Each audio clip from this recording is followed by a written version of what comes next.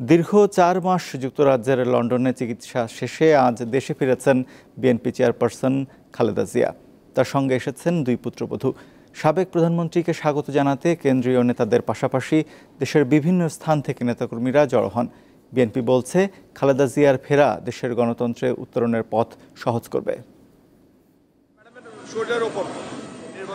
মঙ্গলবার সকাল 10টা 38 মিনিট বিএনপি চেয়ারপারসন খালেদা জিয়াকে বহনকারী কাতারের আমিরের দেওয়া রাজকীয় এয়ার অ্যাম্বুলেন্স ঢাকার হজরত শাহজালাল আন্তর্জাতিক বিমানবন্দরে অবতরণ করে। লন্ডন থেকে ঢাকা, মাঝে কাতারে খানিক বিরতির পর প্রায় 12 ঘন্টার যাত্রা। সাবেক প্রধানমন্ত্রীর সফরসঙ্গী তার 2 পুত্রবধূ জুবাইদা রহমান ও সৈয়দা শামিলা রহমান। দলীয় প্রধানকে স্বাগত জানান বিএনপি মহাসচিব মির্জা ফখরুল ইসলাম সহ কেন্দ্রীয় নেতারা।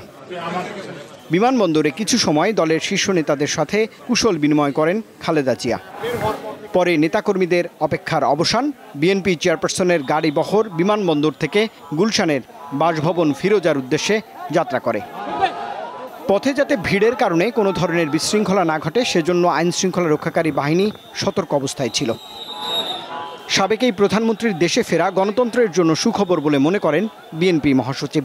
খালেদা জিয়ার উপস্থিতি, তার দেশে ফিরে আসা, এটা আমাদের গণতন্ত্রের উত্তরণের পথকে আরো সহজ করবে, দেশকে একটা সঠিক বৈষম্যহীন একটা পরিস্থিতির দিকে নিয়ে যেতে সহযোগিতা করবে। এবং দেশবাসীর কাছে এই দোয়া চাইছি যে দেশবাসী তার সুস্বাস্থ্যের জন্য দোয়া করেন এবং দেশবাসী যেন গণতন্ত্রে ফিরে যেতে পারে তার জন্য একটা পথ সহজেই আমরা অর্জন করতে পারি। খালেদা জিয়ার নেতৃত্বে বাংলাদেশ এগিয়ে যাবে বলে প্রত্যাশা করেন অন্য নেতারা। যিনি গণতন্ত্রের মাতা, যিনি আপসহীন নেত্রী, তার উপস্থিতিতে বাংলাদেশ জাতীয়তাবাদী দলের প্রত্যেকটি নেতাকর্মীরা আরও অনেক বেশি উজ্জীবিত হবে এবং আমাদের যেটি প্রত্যাশা, বাংলাদেশের মানুষের যে একটি প্রত্যাশা যে দ্রুত সময়ের ভিতরে একটি অবাধ সুষ্ঠু নির্বাচনের মাধ্যমে জনগণের সরকার প্রতিষ্ঠিত হোক, এটি বাংলাদেশের সকল গণতান্ত্রিককামী মানুষের কাছে এটি আনন্দের বিষয় এবং আশ্বস্তের বিষয় যে আমরা সকলে মিলে আল্লাহ রাব্বুল আলামিনের কাছে শুকরিয়া আদায় করছি। আল্লাহ রাব্বুল আলামিন আমাদের নেত্রীকে সুস্থ করে দেশে আসার তৌফিক দান করেছেন। দুপুর 1:30টায় গুলশানের বাসা ফিরোজায় পৌঁছান বিএনপি চেয়ারপারসন খালেদা জিয়া। রুবায়েত হাসান, দীপ্ত সংবাদ, ঢাকা। এ বিষয়ে জানাতে গুলশানে ফিরোজার সামনে থেকে যুক্ত হচ্ছেন সহকর্মী স্বস্তিকা সিংহ। কথা বলবো তার সঙ্গে। স্বস্তিকা, ফিরোজা ঘিরে নিশ্চয়ই এখন ব্যাপক উল্লাস, নেতাকর্মীরা কি বলছেন, আর খালেদা জিয়ার বিষয়ে বিএনপির পক্ষ থেকে কি জানানো হয়েছে?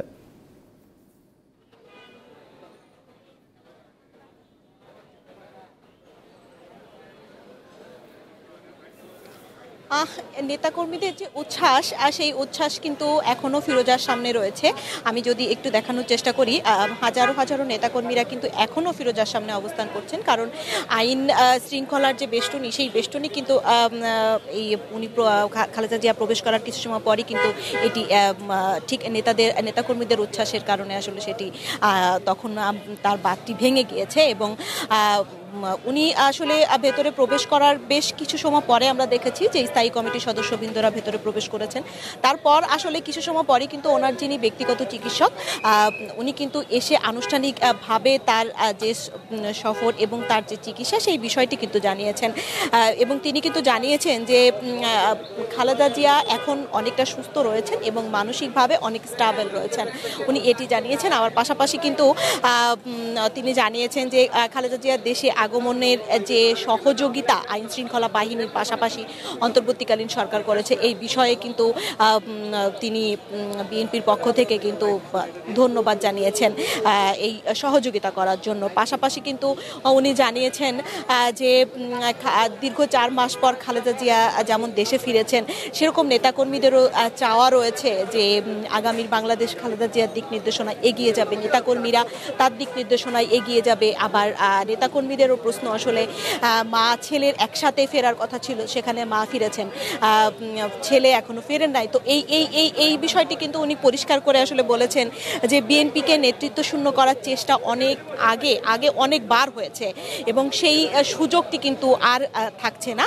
এবং উনি কিন্তু জানিয়েছেন যে জাতির প্রয়োজনে এবং দেশের প্রয়োজনে কিন্তু নেতৃত্ব দেবেন খালেদা জিয়া এবং তার সাথে থাকবেন তার ছেলে তারেক রহমান।